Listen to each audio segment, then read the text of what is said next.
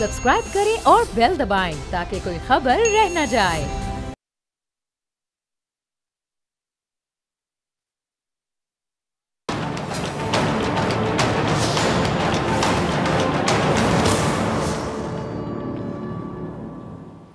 अस्सलाम वालेकुम नाजरीन, आप देख रहे हैं प्रोग्राम ऐसे नहीं चलेगा और मैं हूं सादिया सैमसन।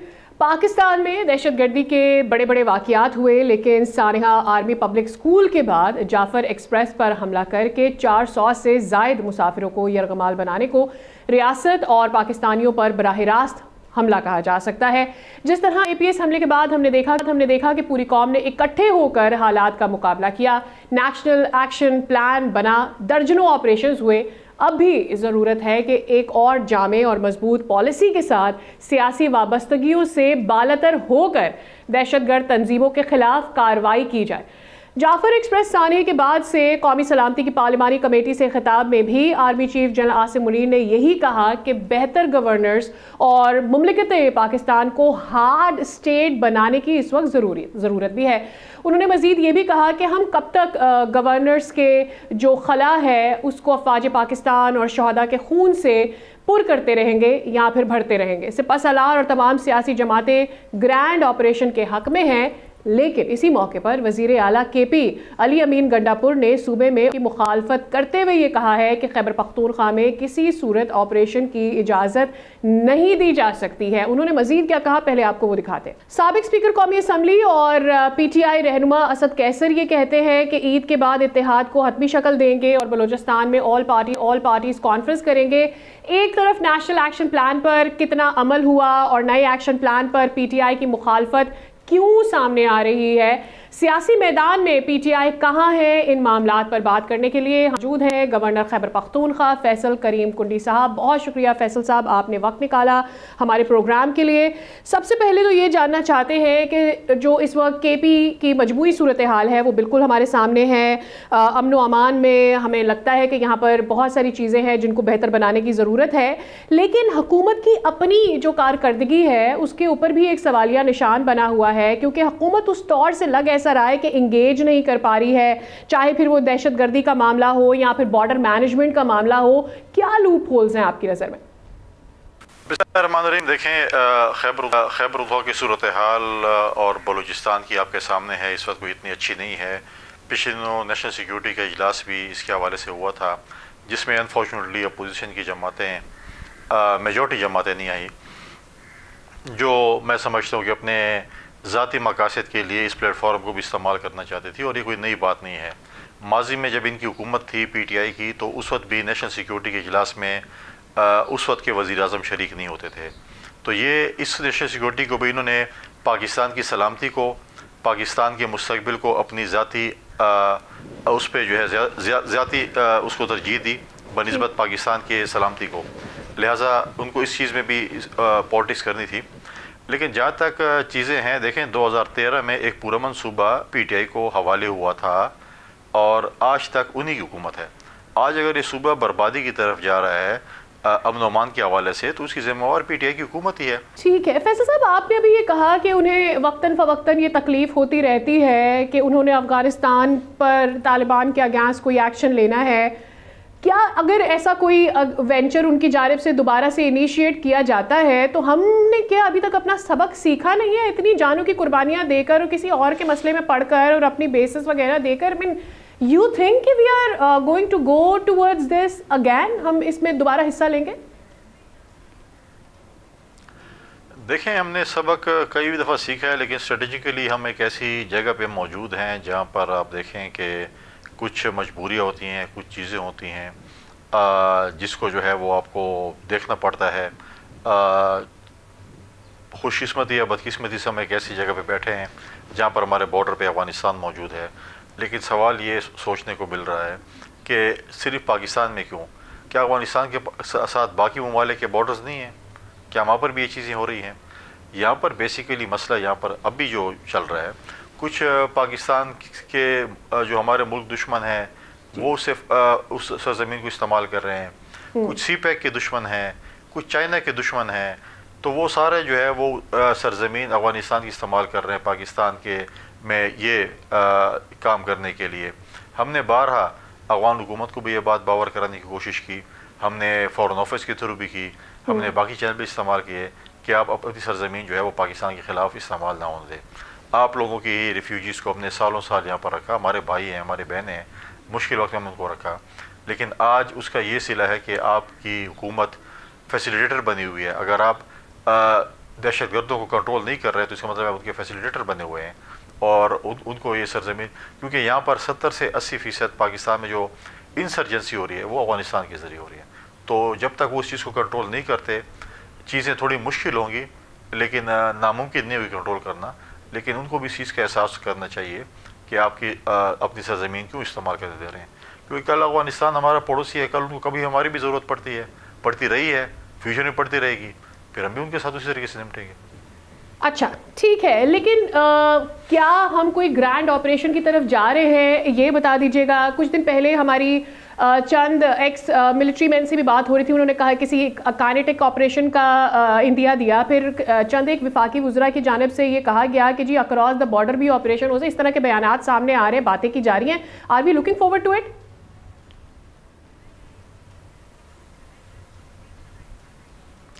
देखिए, कोई ऑपरेशन नहीं होने जा रहा। अच्छा। मुझे पता नहीं है कि वफाकी वज़रा डोंट नो कौन से हैं जो कह रहे हैं ऑपरेशन। मैं आज अपने चीफ मिनिस्टर का बयान भी देख रहा था कि मैं किसी को ऑपरेशन नहीं करने दूंगा। भाई आपको बोला किसने कि ऑपरेशन होने जा रहे हैं? मैं तो आर्मी चीफ साहब की मीटिंग में पेशावर में भी मौजूद था, मैं नेशनल सिक्योरिटी की मीटिंग में मौजूद था, वहाँ पर तो ऑपरेशन का जिक्र ही नहीं हुआ। इन्होंने ख्वाब में देखे कि ऑपरेशन होने जा रहे हैं और ये क्या होने जा रहा है, कोई ऑपरेशन का जिक्र नहीं हुआ। हाँ, इंटेलिजेंस बेस्ड ऑपरेशन डेफिनेटली होंगे, जहाँ पर हमारे सिक्योरिटी फोर्सेस को पता चलेगा, जहाँ पर हमारे पुलिस को पता चलेगा कि यहाँ पर इंसर्जेंसी है, यहाँ पर मिलिटेंट्स हैं, उनके ख़िलाफ़ तो डेफिनेटली कार्रवाई होगी। अगर आप बोलते हैं कि नहीं आप इनके ख़िलाफ़ भी कार्रवाई नहीं करेंगे, वो तो कार्रवाई होगी। अमन के लिए, इस्तेकाम के लिए डेफिनेटली होगी।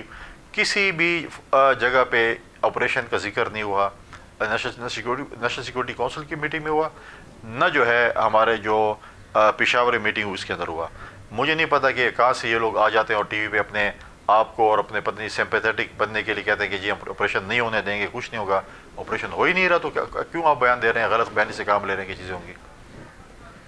ठीक, वज़ीर आला खैबर पख्तूनख्वा ये कह रहे हैं कि मैं किसी किस्म के ऑपरेशन की इजाज़त नहीं दे सकता। दूसरा उन्होंने ये भी कहा है कि किसी भी किस्म इस वक्त जो हिकमत अमली है वफाकी हुकूमत की या इदारों की, वो हमारा जो कल्चर है केपी का उसके खिलाफ है। तो आपको क्या लगता है वो किस कल्चर की बात करना चाह रहे हैं? अदर देन दैट उन्होंने अफ़गान जो शहरी यहाँ पर मौजूद हैं, जो चाहते हैं कि उनको शहरियत मिल जाए, उसकी भी बात की है कि जी अगर ज़रूरत है तो उनको शहरियत दी जाए, क्यों नहीं दी जाती?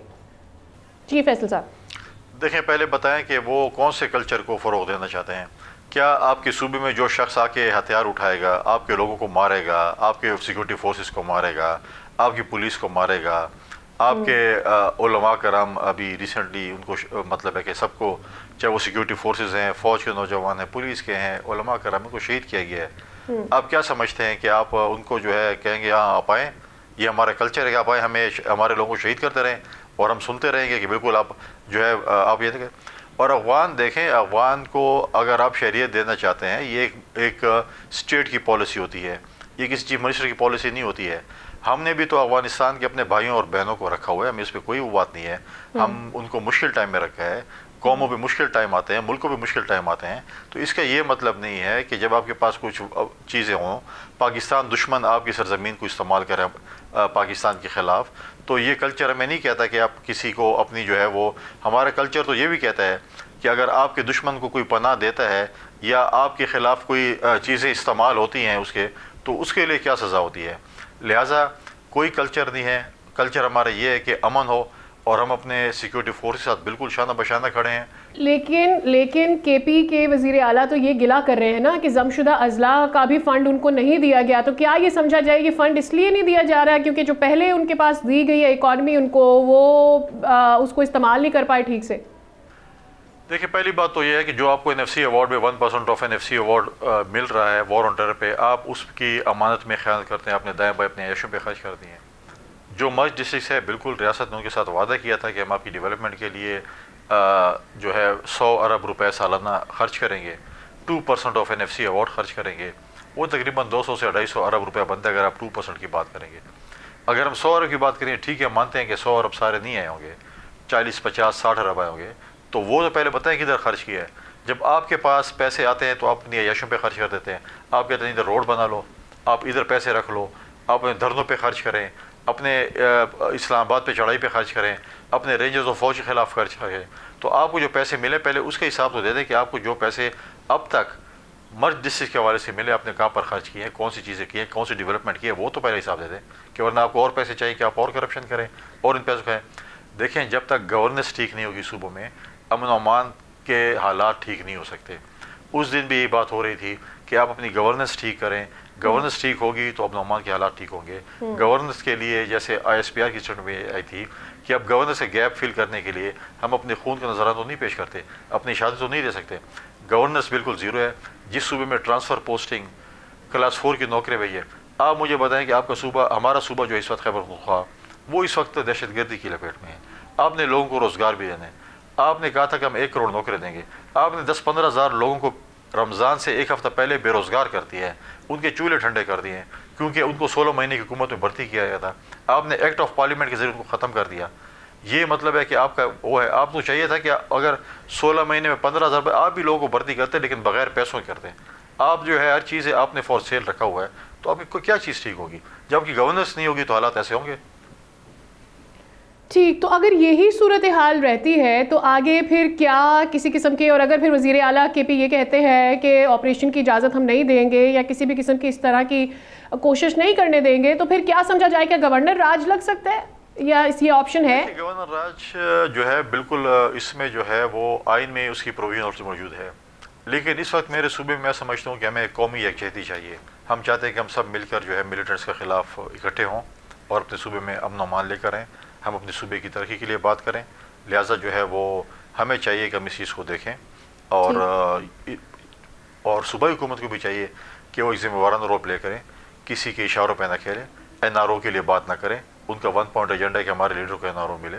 और मैं मुझे उस वक्त बड़ा ही हंसी आई कि जब वो कह रहे हैं कि हमारे लोगों को पकड़ा गया जिन्होंने सरकारी अमलाक को या हमारे जो तनसीबात हैं उनके ऊपर हमला करने की कोशिश की, GHQ पे हमला करने की कोशिश की, कोर कमांडर के घर पे जो है वो हमला किया, क्या कुछ नहीं किया। हमारे जो है वो शोहदा के जो है मोनूमेंट्स के साथ क्या किया। अब कहते हैं वो तो उनके पास असला ही नहीं था, वो ऐसे जज्बाती होकर चले गए थे, तो इसलिए उनको ट्रायल ना करें। अगर खुदा न खास्ता आप किसी पे फायर करते हैं, इक़दाम कत्ल होता है, गोली लगती है नहीं लगती, मतलब आपने फायर तो कर दिया है। अब वो कहते हैं कि जी ये जुलूस उसके घर, कल आपके घर में अगर ये जुलूस घुस जाए तो आप छोड़ेंगे लोगों को? क्या पा जाएँ? अगर आप छोड़ते हैं ऐसे लोगों को, क्या जिनका गुस्सा आपके खिलाफ होगा, बहुत से लोगों का होगा, कल आपके घर पे चढ़ाई करते हैं। जब आप अपने लोकल गवर्नमेंट के नाज़मीन हैं या उनके जो लोकल गवर्नमेंट के हमारे नाज़मीन या कौंसिल उनको फ़ंड नहीं दे रहे हैं, आप जो है किसानों के ऊपर ज़्यादती कर रहे हैं, आप बाकी असातिज़ा और डॉक्टर्स के ऊपर ज़्यादती कर रहे हैं। जब वो आपके पुरअमन एहतजाज करते हैं उसके ऊपर तो आप लाठी चार्ज करते हैं, उनके ऊपर तो आप आंसू गैस के शेल वो करते हैं। फिर जब कहते हैं कि नहीं हमने जो 9 मई में किया है वो हम बग़ैर असले के थे, तो ये लोग भी तो बग़ैर असले के अपने हकूक़ के लिए जाते हैं, तो आप क्यों उनके खिलाफ एक्शन लेते हैं? न लोगों के खिलाफ एक्शन। मैं कहता हूँ कि 9 मई में जो भी मुलविस थे उनका जो है फास्ट ट्रैक पे जो है उनका ट्रायल होना चाहिए और जो उसमें मुलविस थे उनको बिल्कुल सज़ा होनी चाहिए।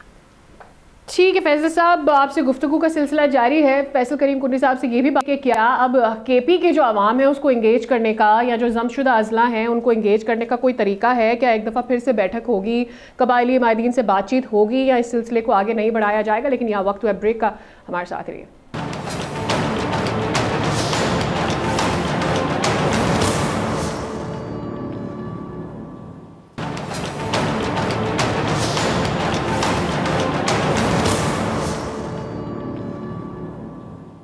वेलकम बैक नाज़रीन, फैसल करीम कुर्नी साहब से हमारी गुफ्तगू का सिलसिला जारी है। फैसल साहब, जहां पर छोड़ कर गए थे वहीं से इसका आगाज़ करते हैं। थोड़ा मुझे पीपल्स पार्टी की अपनी सियासत के लिए आपकी क्या इंगेजमेंट्स चल रही हैं, इस पर भी आपसे ज़रा बात करनी है। उधर पंजाब में तो खासी एक्टिविटी मैं देखती हूँ, सरदार सलीम साहब बड़ी मुलाकातें भी कर रहे हैं, बड़ा इंगेज भी कर रहे हैं। आपका ज़्यादा जोर ज़रा वफाक की जानिब रहता है, ऐसा मुझे महसूस होता है।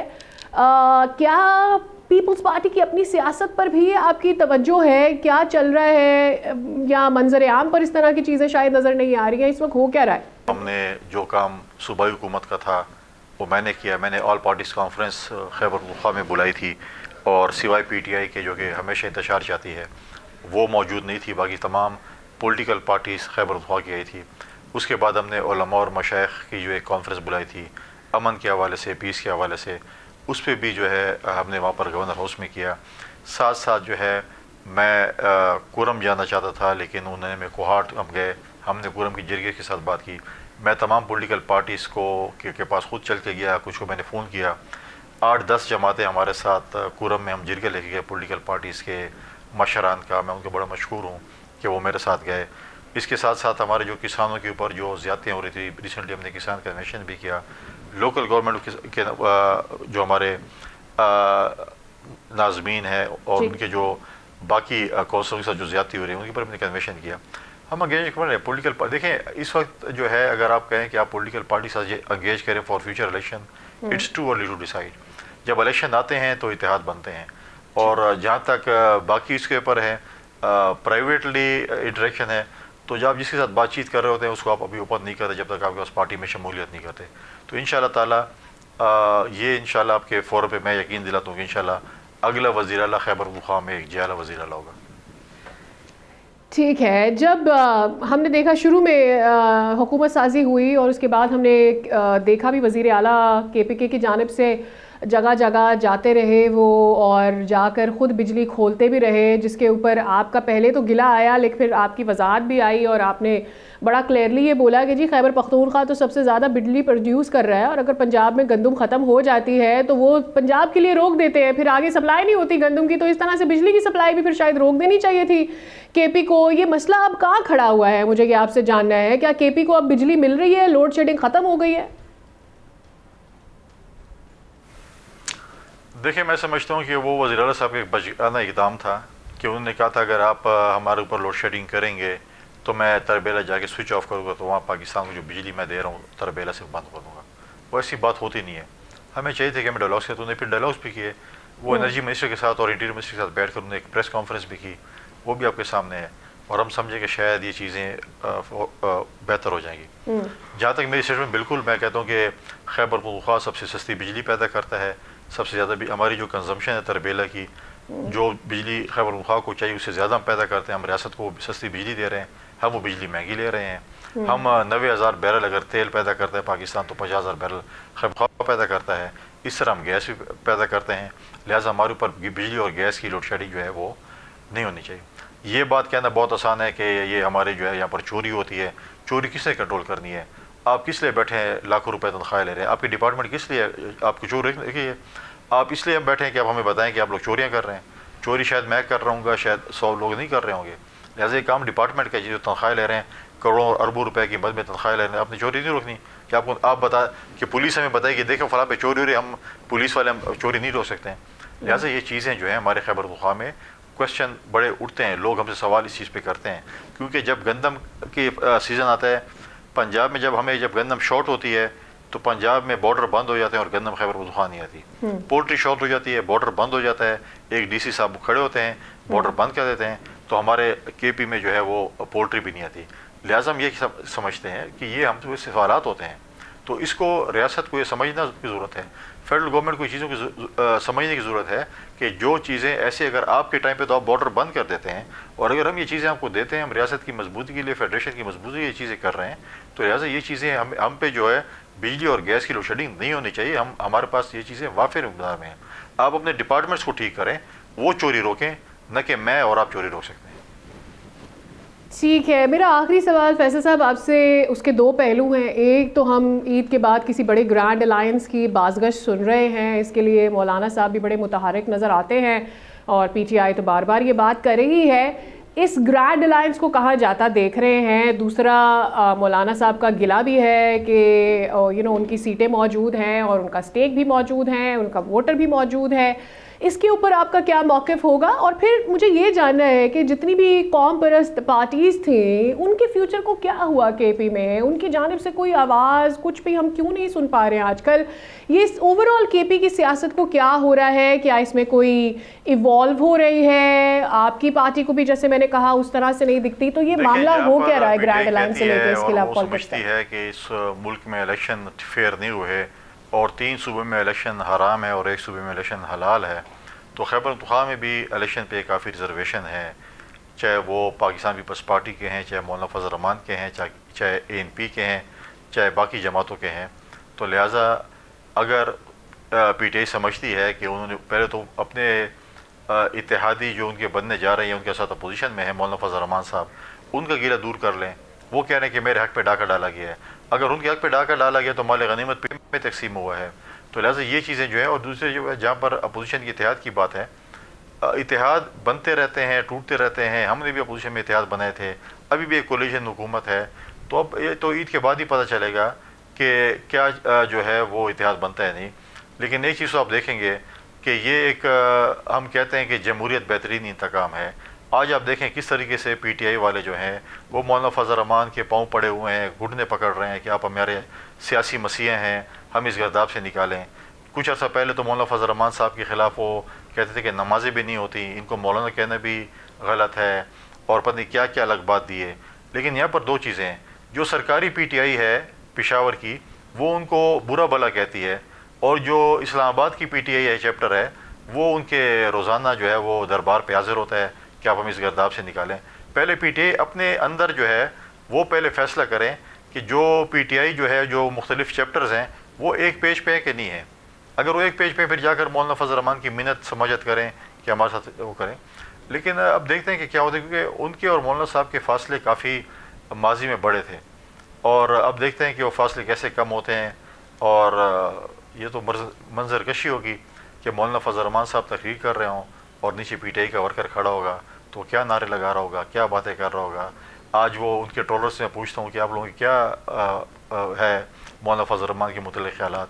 अब तो आप लोग को चाहिए कि पुराने ट्वीट डिलीट कर दें, माफ़ी मांग लें और राह रास्त पे चले जाएं। बहुत शुक्रिया फैसल करीम कुर्री साहब, आपने वक्त दिया हमारे प्रोग्राम के लिए। आपसे हमारी गुफ्तगू का सिलसिला वफाकी मामलात पर और KP मामलात पर भी जारी थी। यहाँ पर वक्त हो गया ब्रेक का। जब ब्रेक से वापस आएंगे तो हमारे साथ मौजूद होंगे साबिक गवर्नर इमरान इस्माइल साहब। उनसे बात करेंगे कि उनकी अपनी सियासत क्या है, इस वक्त कहाँ है PTI की लीडरशिप, और इस वक्त जो ओवरऑल हमें दहशतगर्दी का सामना है उनको क्या लगता है, PTI का खुद क्या इनिशिएटिव इस पर होना चाहिए था, और जो वो सियासत कर रहे हैं क्या इस नहज पर वो ठीक कर रहे हैं या नहीं। लेते ब्रेक, हमारे साथ रहिए।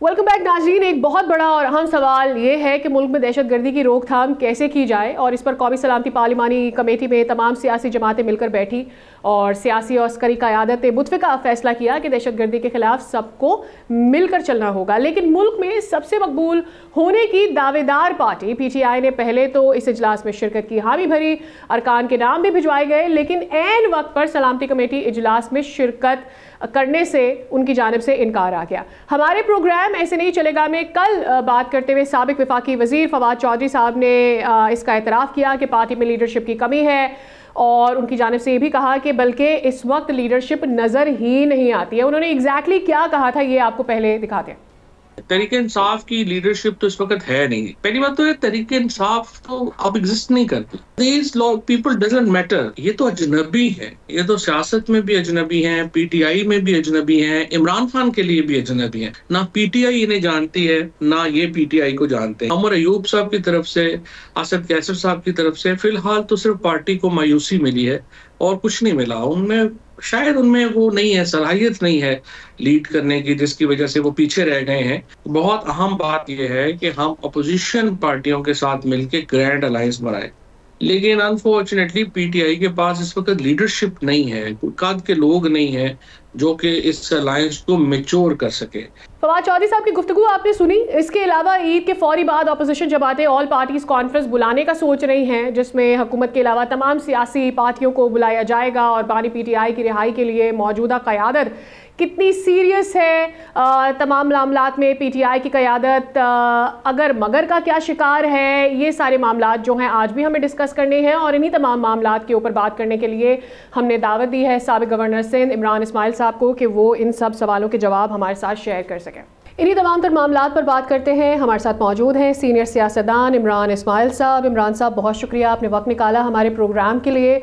सबसे पहले तो ये जानना चाहते हैं कि मौजूदा सियासी हालात में इस वक्त आवाम में एक बेचैनी पाई जाती है। आए रोज़ हम नए मामलात देखते हैं, कौमी असम्बली में उनका डिस्कशन भी देखते हैं। क्या वजह है, आवाम में क्यों बेचैनी और तज़ब्ज़ुब पाया जाता है? आपको क्या लगता है इस वक्त क्या हो रहा है इस वक्त? बात यह है कि इस वक्त जो सूरत हाल है वो ये है कि मुल्क में जो हुकूमत है वो नुमाइंदा हुकूमत नहीं है, और ये उनको खुद भी पता है कि वो नुमाइंदा हुकूमत नहीं है। वो ज़ोर ज़बरदस्ती से या दौस दफल से आके बैठे हुए हैं और उनके पास पब्लिक का मैंडेट नहीं है। और जब भी किसी हुकूमत के पास पब्लिक का मैंडेट नहीं होता तो वो एक बड़ी मुश्किल सूरत हाल का शिकार रहती है। अब सूरत हाल ये है कि एक तरफ इमरान खान जो पूरे मुल्क में सबसे ज़्यादा पॉपुलर लीडर हैं इस वक्त पाकिस्तान के, वो जेल में हैं, उन्हें सियासत करने की इजाज़त नहीं है, बहुत सारे रीज़न्स हैं उसके। और दूसरी तरफ जो इस वक्त हुकूमत में है, शहबाज शरीफ हो या उनकी हलीफ जमातें हों, वो सारे के सारे उनके पास मैंडेट नहीं है, अवाम का उनके पास एतमाद नहीं है। तो ये एक सूरत हाल बनी हुई है, और इस सारी सूरत हाल से निकलने के लिए एक विन विन सिचुएशन पाकिस्तान को चाहिए, जिसमें मैं समझता हूँ कि जो सोल्यूशन इस वक्त बनता है वो एक ग्रैंड नेशनल गवर्नमेंट का सोल्यूशन बनता है, जिसमें JUI, PTI, Peoples Party, PMLN, MQM और दीगर जमातें जो भी हैं, जमात इस्लामी वगैरह, वो सब उसके अंदर शामिल हो। अच्छा, इस वक्त आप PTI क़यादत कहाँ देख रहे हैं? अगर हम खैबर पख्तूनख्वा की सियासत को देखते हैं या विफाक में PTI की सियासत को देखते हैं? देखिए, PTI इमरान खान के अलावा तो कोई क़यादत है ही नहीं PTI में। ये जितने इस वक्त PTI को लीड कर रहे हैं सो कॉल्ड लीडर्स, ये तो कोई लीडर्स हैं नहीं। यानी जो लोग इस वक्त PTI को लीड करने की कोशिश कर रहे हैं, उनके अंदर सियासी समझबूझ का फकदान है, क्योंकि वो सियासतदान है ही नहीं, वो तो वकला हैं। वो अपने फील्ड में बड़े नाम रखते होंगे, वो अपने वकालत के मैदान में बहुत बड़ी चीज़ समझे जाते होंगे, अच्छे लोग होंगे, लेकिन वो सियासी नहीं है। और उनके हर रोज़ के फैसलों से हमें जाहिर होता है कि सियासी नहीं है। मुल्क के नेशनल सिक्योरिटी के इश्यूज चल रहे हैं, उसमें आप अपनी कहानियां करें, जाएंगे नहीं जाएंगे नहीं डिसाइड कर पा रहे आप। तो ये अभी आप कहते हैं कि अचानक से वो कहते हैं जी हम इमरान खान साहब के लिए भूख हड़ताल करेंगे। अच्छा जी करें, वो 3 घंटे की भूख हड़ताल करेंगे। इज इट अ जोक कि 3 घंटे की भूख हड़ताल? यानी आप कह रहे हैं 3 से 7 बजे तक हम भूख हड़ताल करेंगे। तो 3 से 7 की भूख हड़ताल का क्या मतलब हुआ कि आप दोपहर का खाना खा के आराम से आके बैठेंगे? इमरान साहब, आपके नज़दीक PTI को बैठ जाना चाहिए था? परसों जो इजलास हुआ है उस पर मैं समझता हूँ PTI को अटेंड करना चाहिए था, बुर्दबारी का मुजाहरा करना चाहिए, उसको अटेंड करना चाहिए था इजलास को।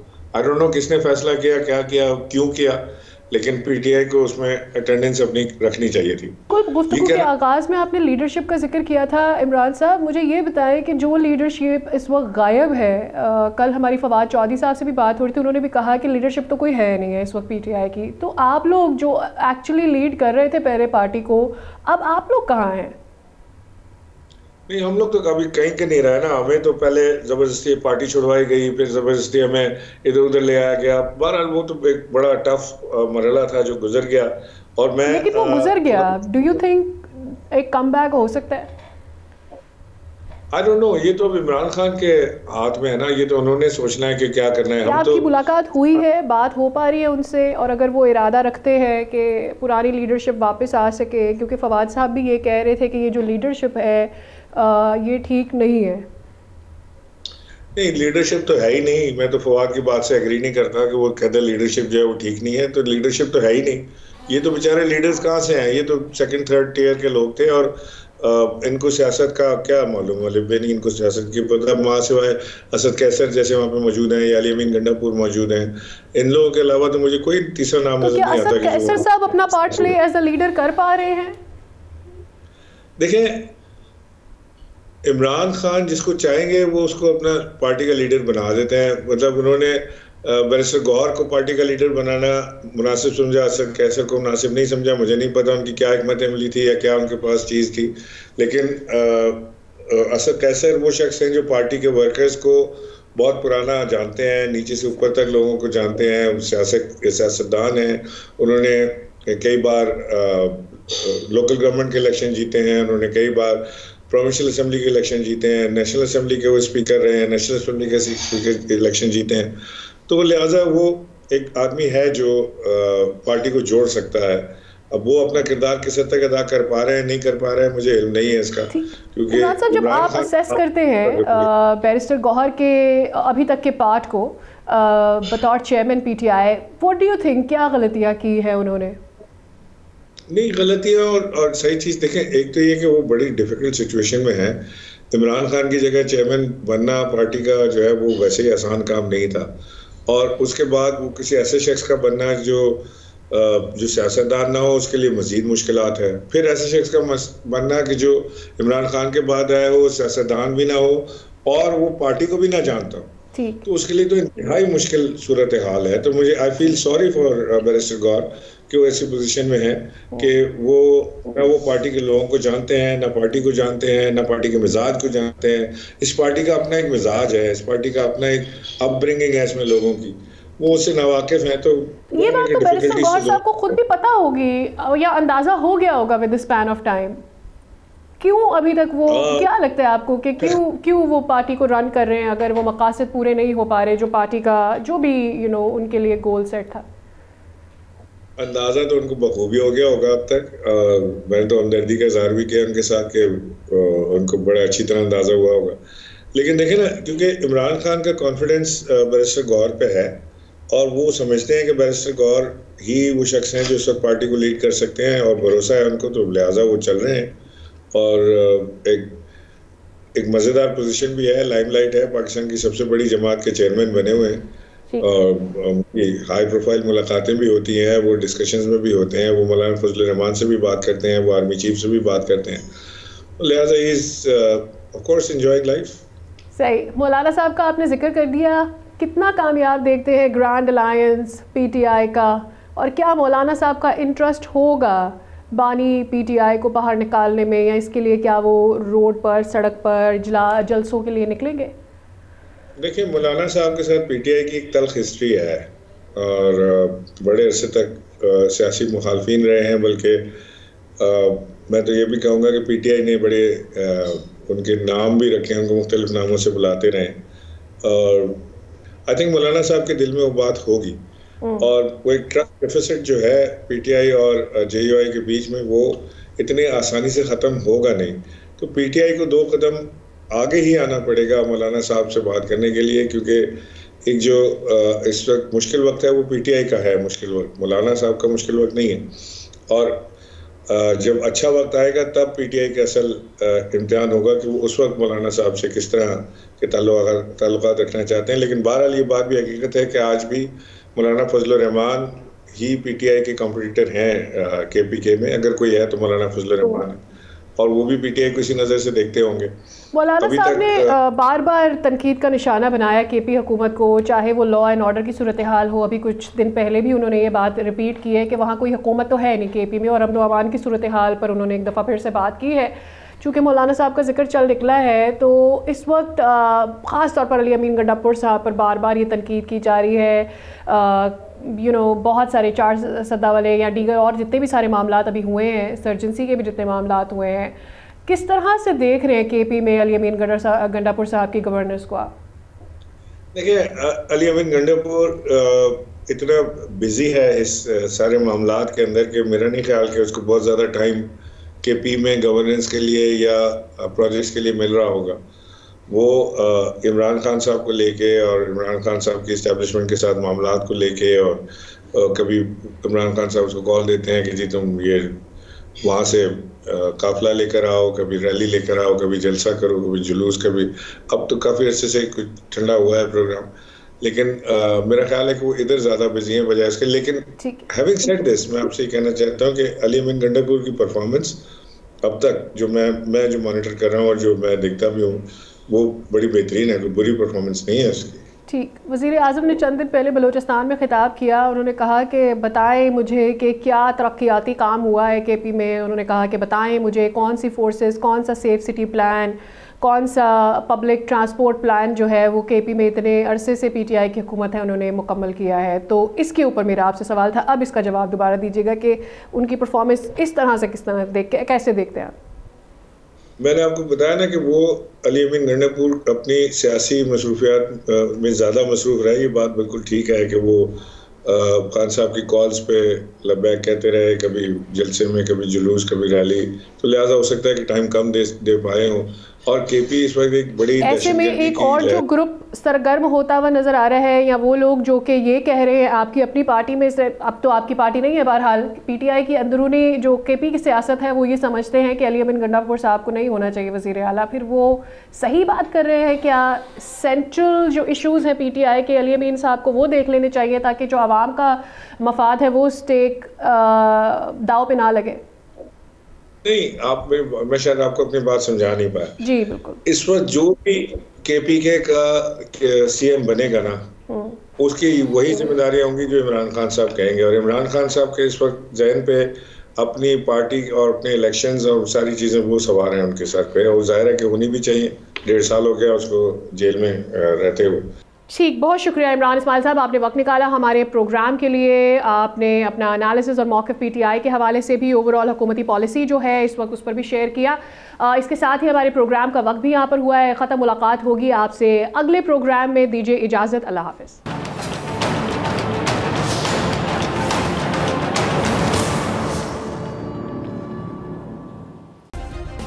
सब्सक्राइब करें और बेल दबाएं ताकि कोई खबर रह न जाए।